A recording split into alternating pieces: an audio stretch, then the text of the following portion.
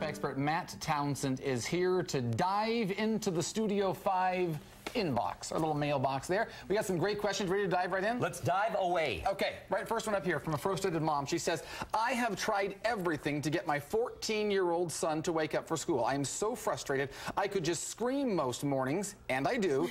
Could you please tell me what I could be doing better? Help, please, from a frustrated mom.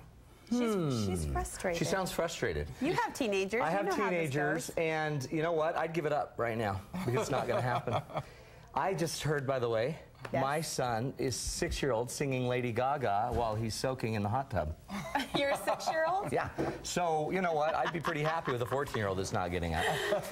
It's a big deal, isn't it? Yeah. Now, check it out. She's got a motivation problem, right? Now, who's not motivated? The son is not the son. Right? Mom's highly motivated, and mom wants to motivate the son to do something that apparently the son doesn't want to do. And the mom does want it. And the mom, she says she's tried every way to motivate this child. But why isn't he motivated? Probably because I'm going to bet we've yet to really get into the son. We've yet to figure out why the son's not motivated. See, motivation's not me getting you to do something. That's me being motivated, getting you to do something. It's not me training a dog to do something. If you can get a dog to train other dogs, then you've motivated somebody. So here's the cool deal. Mom, I'd get into your kid. There's probably a reason. One reason he might not be getting up is because he's a 14-year-old boy. He's probably growing faster than ever and probably lacks an incredible amount of sleep. I'd get into him and start finding out what's going on. Is it that you're growing? Is it that you're sick? Is it that you're lazy? Is it that you're depressed? Is it that you're just not motivated? Then I'd get into him and I'd find 1 or 2 things that he absolutely loves. And then I'd start leveraging them. I have kids that love their iPod touches. And if I say, you know what, we got to get this house clean in the next half hour, or we got to take all the cell phones and iPod touches away. The house gets clean, I'll imagine. Way clean. Know? Yeah. So if it's really important that we have family time in the morning, we get everybody up, then you know what I would say? You know what, if we're not all getting up in the morning, then we're going to probably need some consequences. So work at it, though, on his level, what he likes, what motivates him. If you want to move someone, you got to know what moves them. So I'd go get into him, find out. Okay. Next question. Hey, Matt, what do you do with overindulgent grandparents? Is there a gentle way to address it with them, even if they were that way with their own children, so you've got kind of a generational thing, kind of habitual? Yeah. That's a tough one. You know what? You can't mess much with grandparents, because they could just die on you like that. You have no idea. So you got to be super careful. Whatever you do. Did I say that out loud? You're looking at me funny. I hope your in-laws are keep watching. talking that. You know, and overindulgent, notice, highly subjective. And this is the mother. So is it the overindulgent grandparents-in-law or her parents? I guess when it comes down to it, you got to talk to them. You got to have enough nerve to go up and say, you know what, Mom and Dad, we love what you're doing. I call it the XYZs. I love X, no, or Grandma and Grandpa, when you do X, and be specific, it makes us feel Y. When you give the children candy all night, it makes us feel a little frustrated with you. And what we'd rather see is that we don't give them candy after 7 or whatever. You know what I mean? X, Y, Z. But you have to communicate it. If you don't communicate it, you're setting these in-laws up to be this super powerful, overindulgent family. It's so hard to say it after the fact, though, because it almost feels like you're slapping them on the hands and scolding them, and they're your parents. Yeah, part of this is that's just correction. See, some grandparents, I mean, we're still the parents. We still have the choice to decide what we want our children doing and not wanting. I would just start kind of casually, carefully, selectively educating my family on how I want my children raised. I think it's one of the hardest questions we've got today. Yeah. Because they've got feelings and they can get mad or whatever, but the neat thing is that this is still a relationship. So if I have power with you, I can say that, and I'd even joke about it personally. I said, no, don't just give him 1 cupcake. Give him the whole load of cupcakes, Mom. But at some point, it's going to take a relationship and some push. I would talk. I would dare say it, or I just quit worrying about it. She's either got to quit worrying about it. Are there times when you just grin and bear it and move on? Yeah. If it's seriously impacting the relationship, if you go home and have to be angry at them for hours, then we need to talk about it. Or you got to let it go. Okay. The next question for you right here. How can I better handle my husband's input? I feel like he comes home from work and immediately starts giving me his negative input into how I decorate or clean or cook.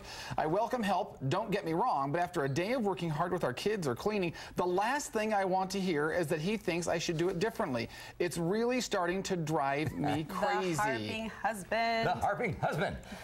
Negative input. Now notice, the first time she said, I really get frustrated, I can't handle my husband's input, and then she mentioned later that it's negative input. One of the best ways to kind of make sure you're getting more positive input is I'd make a really big deal when you hear positive things. Like, oh my heck, thanks so much for complimenting me on the kitchen. That really meant a lot to me. If you want to hear more positive input, I'd make sure you're noticing it and pointing it out. Again, this is going to come back to a decision where do I need to talk to him about this? I'd also try to figure out, why is he saying this? Is he just a control freak, evil spawn of Satan? Or Maybe. does he really have his own desire and he's just trying to help? We get to decide. This is the neatest thing about being a person in relationships. We always get to decide what it means. When he comes home and starts harping on me, you mean? Yeah, is it because I'm a horrible mother that can't do enough or can't do anything right? If you're interpreting that's what he means, you're probably off, because nobody really would probably think that. But it might be more about you. So I guess what I would say is, first check your head. What does it really mean? What do you think it means? And I try to take it in the most positive way you can. He's trying to help us have a better house. Then I'd have a conversation. I really appreciate those comments. And when you say X, I feel Y, and I'd rather see Z. I like the idea, too, though, of pointing out the positive and re-emphasizing the positive, because sometimes when you ask someone to act a certain way, it feels like they're not doing it out of sincere, genuine. That's exactly right. And one of the big things I get into in my program, I mean, I have a lot of people that aren't sincerely liking talking to their partner, or aren't sincerely liking being intimate, or aren't sincerely liking hanging out, or going on dates. What I teach is, the longer you do it, the more sincere it becomes. A lot of things we do at first, we don't know quite, like I didn't sincerely change a diaper. I pretty messily, horribly changed the diaper. But eventually, once I got good at it, I could get some sincerity in there. Okay, all right, that's good, that's good. Next question, this comes from Annie. She says, I'm a part-time working mother. Hats off to her. Even being part-time, I have a hard time balancing and changing, I think that's a key word, changing roles from work to home, to husband to baby, to just time for myself. That self-shuffle and that self-scheduling can be so hard. It's so selfish. No, it's not. Poor Annie, think of this. She's got to go to work. She has all the kind of social pressure, financial pressure, comes home, has social obligations, mother obligations, feels all of this pressure. And statistically, women feel a lot more of this pressure than as guys we do. Don't know why, but we feel different kinds of pressure. But this pressure to balance roles is an enormous deal. I don't personally believe you can balance certain things. In fact, anything that's actually moving or in flux, we don't actually balance it to a perfect point. We're always constantly just adjusting it. I'm still fixated with you can't balance things. You don't believe you can balance things. Well, can you balance nature? How does nature balance except shifting constantly? But it's sort of true. I mean, it's always either one side or the other. When you're standing on the ground, you're not perfectly balanced. You're always kind of leaning one way, and then your body catches you and throws you the other way. You a little bit more than other people. Well, yeah, exactly. Times, you know? That's why we do all these segments sitting down. Exactly. You usually have a belt around me. But it's a big deal. So one of the things I guess I would do is just know that balance is constantly moving. That's one key. Okay. So the idea is, at some points we're going to be more of a mom. Sometimes we're going to be maybe less of a mom. You're never going to be a perfectly balanced mom, because I don't think that exists. The role of mother's constantly changing, and how you need to be a mom. The last weekend, I was supposed to have a Pinewood Derby car ready. Yet I had the busiest Saturday of my entire life. I had like 4 speeches in a day. How do I get 4 speeches in a day, professional, and a Pinewood Derby, and be there for the Derby when it was in the middle of all this stuff? So we're kind of always out of flux. Now, here's the key. I believe the biggest key to all balance is vision. Think of it, if I asked everyone to stand up and balance on one foot and close your eyes, that gets twice as hard. So if we have a vision of what we want, how does she want to be remembered as a mother? How does she want to be remembered as a worker, as an employee, as a friend, as a daughter? And once we know what our vision of our big picture is, then I think it's easier to balance. But so how do you, in those moments when, let's say, you're adjusting and you're trying to get the perspective of, I'm not going to be the perfect mom today, I'm going to be maybe less of a mother today, like you said, on that scale. It's the guilt that sets in that's so hard. But see, the guilt might be telling us something. Maybe we're not living aligned to what our real vision is. And maybe we feel compelled socially to go work, where we maybe could back it off, go part-time, and maybe that would align our lives more. Or sometimes maybe we should go work. Like, there's times, in a way, our family's getting to a point where I kind of would like my wife to get out of the house so we don't lose a child soon, because it's getting scary. And we're all frustrated and stressed. And so part of this, no offense, hon, but part of this is we also need space. So one of the best ways, ask yourself, what's the most important thing I can do today as a mother? And set one goal. Not 50. You still got 50 things to do, but there's one that's probably core to your vision. What's the most important thing I can do as a friend, as a wife? And just set 4 goals that are important. instead of trying to do everything that's not important but urgent. And I think it's very interesting. As you were saying that, I think if I get busy, and if I'm not out of balance completely, like you were saying on the Saturday, I think I'll just make up for it in the future. But I think women get a little bit more tweaked if they're not completely perfect all the time, you know? They One like goal to clean each the slate. day. I like that. One goal, but focus the goal on important, not urgent. There's a million things you got to do that are urgent. All urgent things are not important. Focus on the important thing. The important things the thing that leads you to your vision or your mission. What you want to be remembered as. Okay, one more question for you here. I honestly cannot stand my father-in-law. He's very difficult, rude, controlling, etc. He's the kind of person who blames everyone else and never apologizes.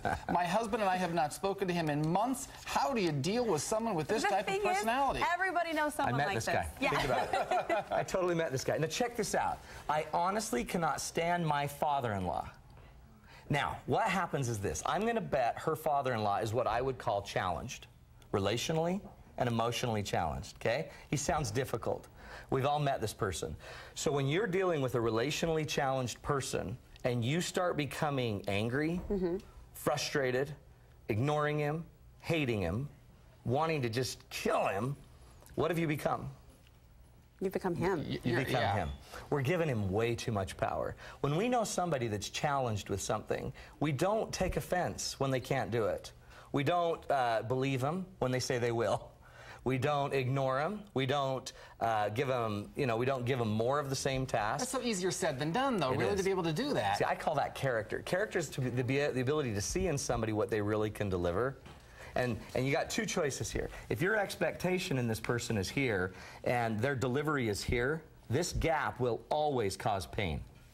Now you can adjust and either lower your expectation to what they're really like. He's challenged. He's a challenged man. You can keep thinking he's not and he needs to pick up his game, and you can keep hoping he will. But with a lot of our examples, we keep hoping that someone will step up. And in reality, we could lower our expectation, but then everyone's like, well, I'm supposed to lower my expectation about my father-in-law? Well, yeah, because the minute you lower your expectation, you're going to find peace. You're going to recognize that I'm not going to keep asking my father-in-law to do something that he just can't do. So when that gap closes, so does the pain. The pain closes, and it also creates reality where you now know what you can do with him and what you can't. Quit leading the illusion that he's something different, that he's not challenged. That man is relationally challenged. And he will be, and the only problem is as long as you chase the relationally challenged, you're just as challenged. And if you get the power, you get the power in how you view them, and you can change. Get it back! Yeah, take it back. You know, if you've got a relationship question for